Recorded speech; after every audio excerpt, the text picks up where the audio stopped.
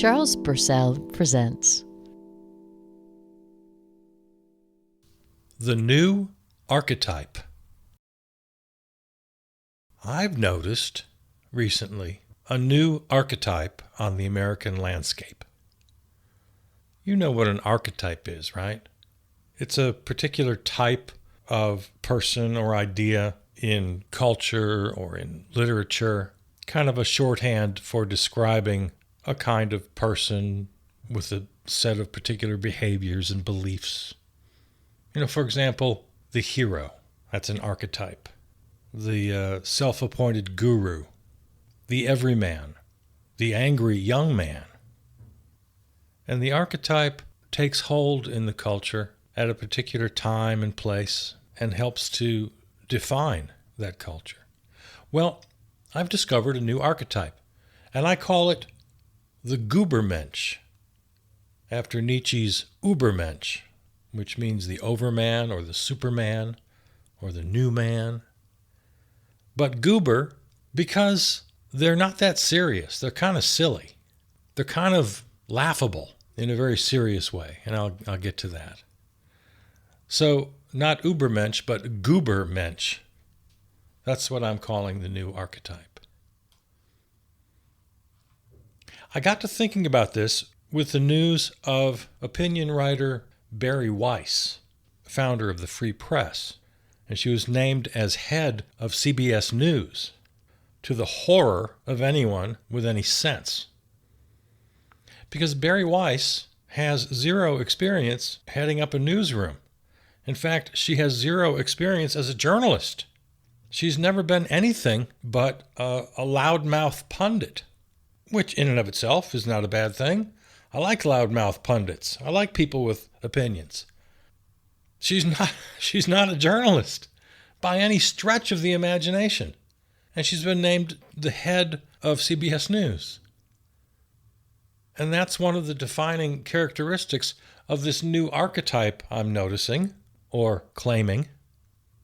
Bari Weiss fits perfectly into this new category of independent influencers, podcasters, comedians, journalists. And amateurism, being an amateur, is absolutely central to the definition of what I'm talking about. Opinion writers becoming not only journalists, but heading up whole news departments of a major news network. Comedians being pundits. A conspiracy theorist is now head of Health and Human Services. A weekend Fox host is now Secretary of Defense. And there's a whole roster of hundreds of the aforementioned podcasters, pundits, comedians, and so-called journalists. And they all, quote, do their own research. No, they're not trained in the position that they've been hired for or the one they've simply just claimed for themselves. They've just decided they know how to do it better than the experts. It's like the football fan who's convinced he's smarter than the coach. The Goobermensch is a product of fractured media, social media, but mostly a product of profit. None of them would be where they are without the clicks and the likes and ringing that bell for notifications. They find their way into the media landscape and beyond, in the case of people like Pete Hegseth and many others who found themselves in actual halls of power. Bari Weiss, the person I started with. None of them would be where they are without their ability to exploit the profit system. This new archetype, the Goobermensch, is smug, is certain. They have a monopoly on common sense. They are uncompromising. They don't apologize. No, never apologize. And they are decidedly masculine, regardless of their gender. We even see this on an international level. The Goobermensch archetype has creeped into foreign policy. It's all transactional, and it's conducted by amateurs with money. Elon Musk bought his way into Starlink, so suddenly he's got something to say about Ukraine defending themselves against the Russian invasion and having a good deal of power over whether or not they succeed. Amateurs with money. The perfect example, the so-called peace plan in Gaza and the underlying Abraham Accords. It's all transactional because the amateurs at the center of it are real estate developers pretending to be diplomats. They are the Goobermensch. The fact that Steve Witkoff and Jared Kushner are amateur diplomats was actually defended by Vice President J.D. Vance, who called it a new way. The president himself is the ultimate Goobermensch, an amateur, a kind of idiot. It's all transactional. His use of tariffs as weapons of international diplomacy, jerking around NATO, jerking around Ukraine, cozying up with Putin, befriending Syria and Argentina. It's all 100% personal. It's all 100% transactional. It's all cynical. It's all based on perceived strength, masculine strength, power to make deals. This is the new archetype, self-serving amateurs. Absolutely, at its core, right wing. Extreme right wing in its emphasis on individualism, on the cowboy ethos. Extreme right wing in its disrespect, its hatred, really, its disdain for democracy, for equity. So we see this new archetype manifesting itself around the globe. But let's bring it back here to our shores and to these individuals. Racism, misogyny, homophobia are ascendant in the Goobermensch, all in the name of colorblindness. They twist Martin Luther King's content of character, quote, to justify dominant power relationships, to reject equity, while simultaneously giving lip service to equality. So they use this so-called colorblindness to hide their racism, or in a kind of final weird irony, to actually defend their racism. It's cool all of a sudden. Remember, one of Elon Musk's dodgy boys posted, "I was racist before it was cool." Yeah, that's what the Goobermensch believes, that racism is cool, or it's edgy. Which, by the way, side note, that's the exact word, edgy, that J.D. Vance used when he was asked about the young Republicans' racist, misogynist, and Hitler-loving Telegram chat, which came out in the news recently. Yeah, J.D. Vance said, "Oh, they were just being edgy." J.D. Vance is perhaps the most dangerous man on the planet right now. This new archetype, the Goobermensch, has solved the paradox of tolerance. They've solved it in their minds. You know the paradox, right? I'm tolerant of all things, except intolerance. That's the paradox. Well, the right-winger says, the Goobermensch says, if you were really tolerant, you would be tolerant of my intolerance. They haven't got the brain power to understand what a paradox is. They just have decided to solve it. If you ever took Philosophy 101 in college, you know that one guy who wouldn't shut up, who wouldn't accept a premise, who just decided that he had the answer to a paradox that's been puzzling mankind for 1,000 years. But yeah, the sophomore tight end in the back row, he's got the answer. Thanks. So yeah, the Goobermensch says you can be tolerant of intolerance. Well, except when you're not. Because for them, rules are made up on the spot, and they change on a whim at their convenience. The Goobermensch maintains the right to criticize anyone at all about anything. They've created the ultimate loophole for themselves.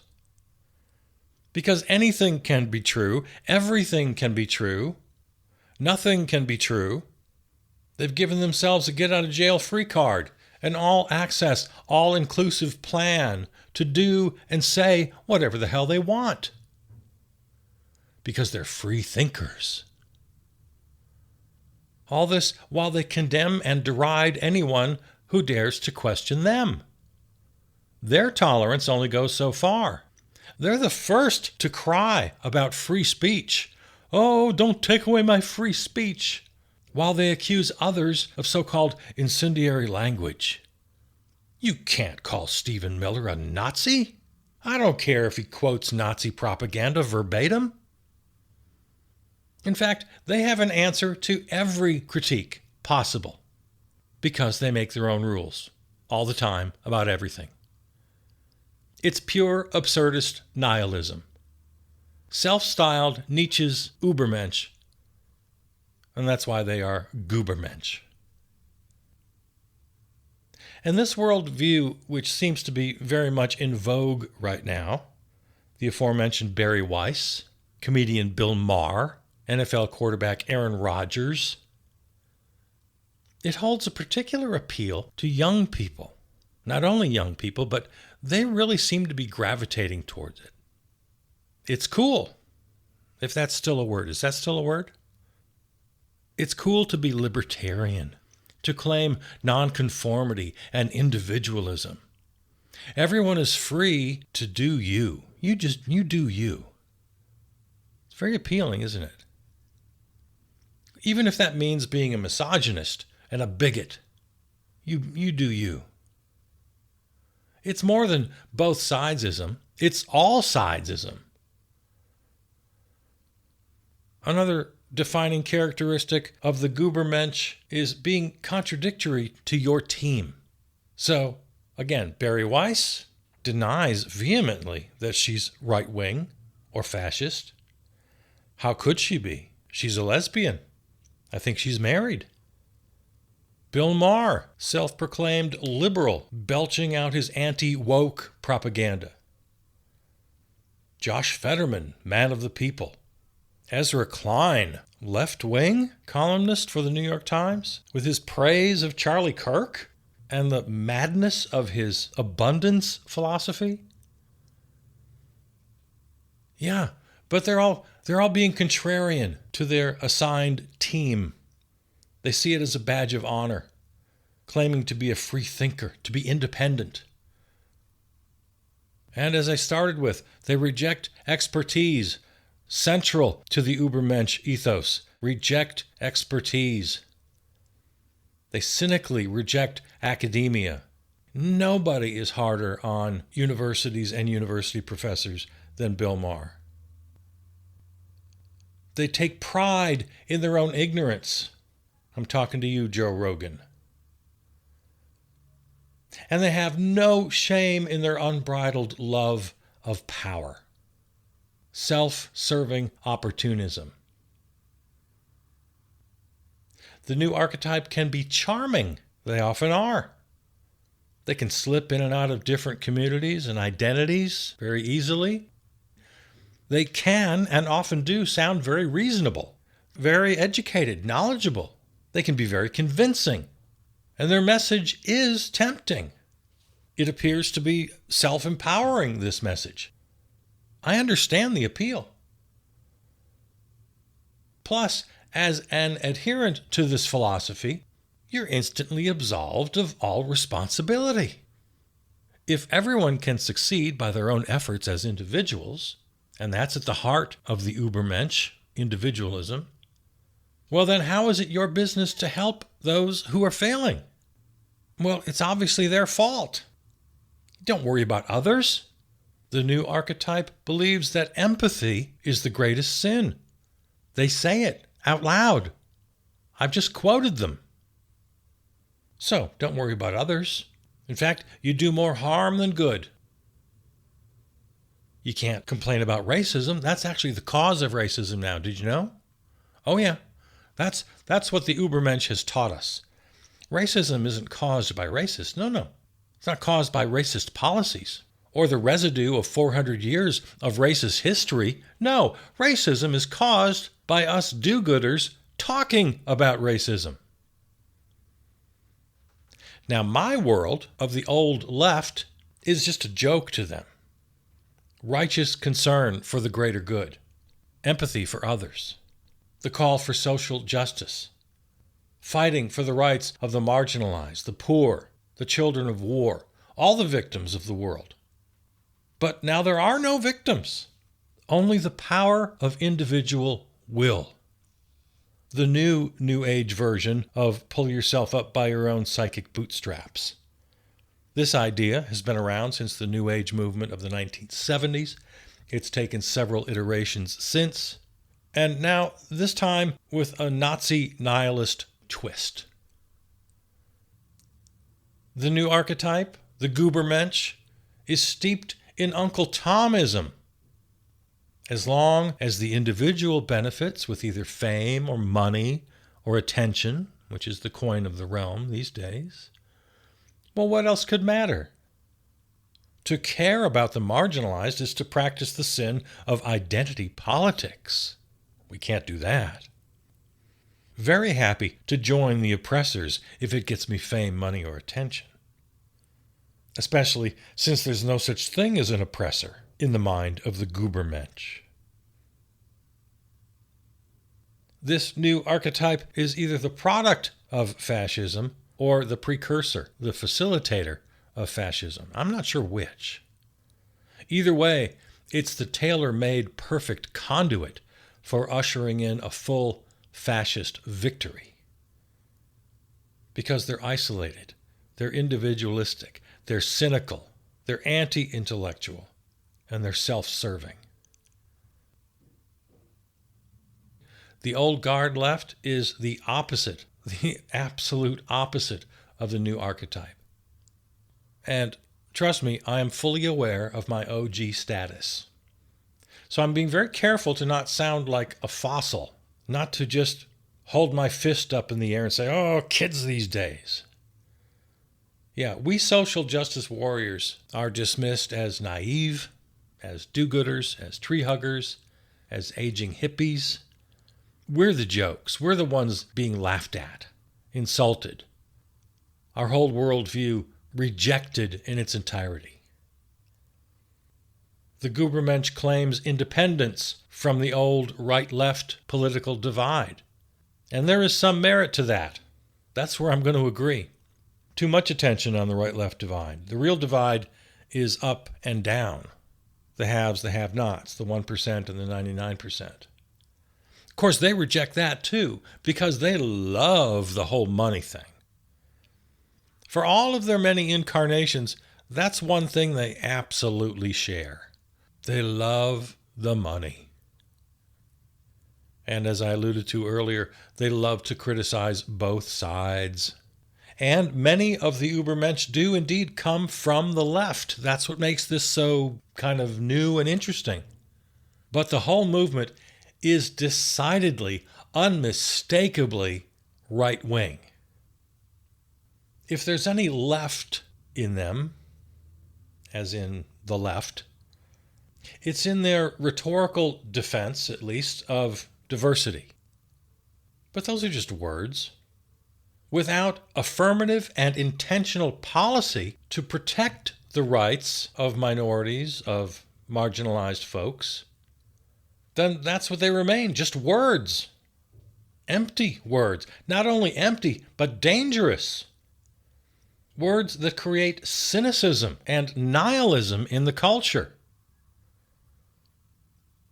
If all responsibilities fall on the shoulders of the individual, if you deny that oppression even exists, if you work night and day to gain favor and succeed in the world of the oppressors, which you don't recognize, what is that but Uncle Tom? Any woman, any LGBTQ person, any person of color that buys into the Übermensch philosophy is an Uncle Tom. And so then it's just a victory for the billionaires and the bigots. Barry Weiss is a lesbian. Okay. Bill Maher is a self-described liberal.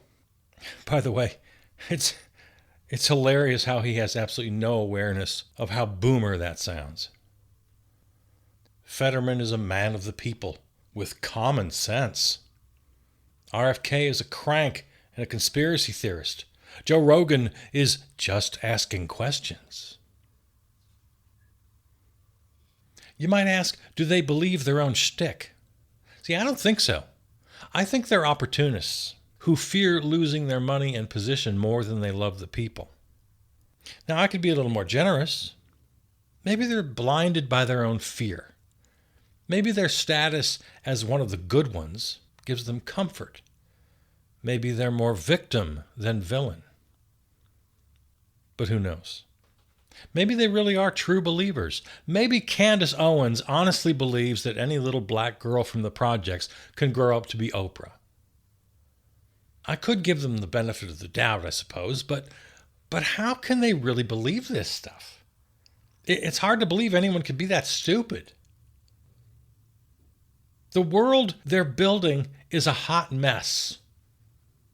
Science and expertise of all kinds, knowledge, best practices, lessons of history, all of it pushed to the sidelines. For the freedom to spout off, to make a buck, to get the clicks, to be free. The concept of liberty, as in libertarian, is cynically exploited for personal gain. I mean, what chances have we got to meet the challenges of the environment? Global warming, microplastics in every blood cell, islands of garbage floating in the ocean, mountains of consumer waste along miles of shoreline. What chances have we got to meet the challenges of socioeconomics? What about children growing up without parents who are always working, or growing up without a proper house, apartment, or a safe neighborhood? Poverty and abuse faced by half of the world's population because of runaway consumerism from the other half of the population. Combine that with runaway technology to create an exponentially accelerating runaway train of social and environmental destruction. AI is creating an impossible need for electricity, for fresh water that will drive us to ruin. But the new model, the world of the new archetype of the Goobermensch, has only short-term individual interests. The next generation be damned, let alone the next 7 generations. That's old school. That's old-fashioned. Okay, hippie. Okay, boomer. And it's not that I want to go back to some mythical time when we were on the right track, though I will defend, if you want to debate me on it, the mid-century progress, the advances in civil rights, the environment, governmental reform. That was an archetype. The lefty, the social justice warrior, Bernie frickin' Sanders. But compare that to the new archetype: radical individualism, anti-intellectualism, rejection of science and expertise, embrace of conspiracies, doing your own research, ignorance of civics, of history, at best a cursory headline knowledge of current affairs. The new archetype, the Goobermensch. Now the bad news is they seem to be growing. There's more and more of them everywhere you look. Even worse news, they seem to be taking over. They're in the halls of power. But here's the good news. They haven't fully taken over yet. It's still a project that can be stopped. They're still outnumbered, at least for the time being. Look, Bernie is still the most popular politician in America.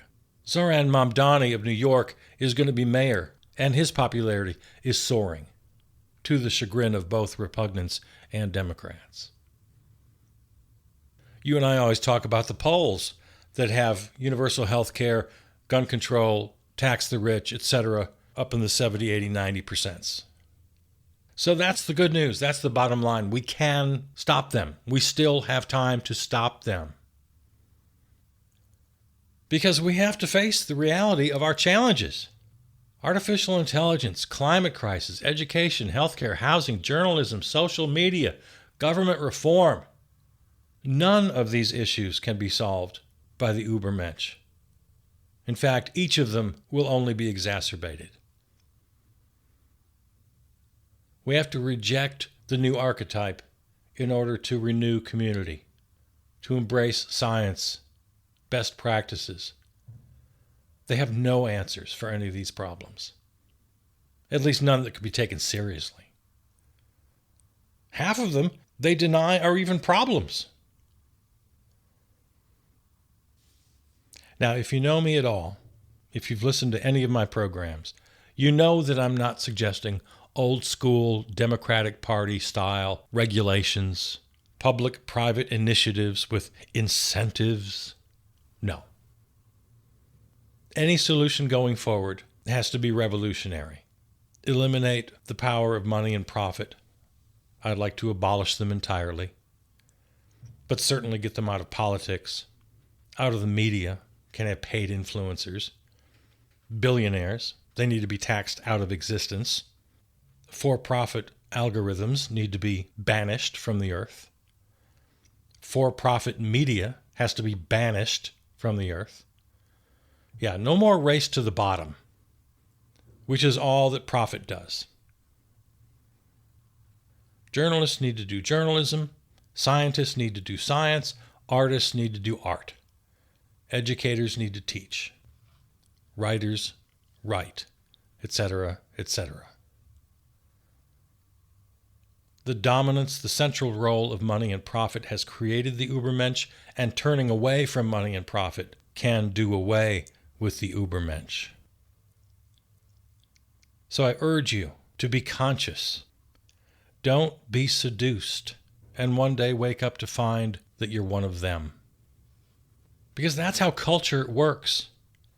We slide into it unwittingly, silently. We assimilate naturally, subconsciously to the forces around us. That's just how the world works. It takes real effort to resist that. It takes a conscious effort to go in a different direction. To be openly pro-academia right now, pro-expertise, even pro-democracy, in many circles, you'll be ostracized for that. Those ideas are on the ropes in many places. But we still can right the ship without reversing it. I'm not for going back. I am for going forward with intellect, with empathy. Those are values we have to hold on to. Those are values we can take forward.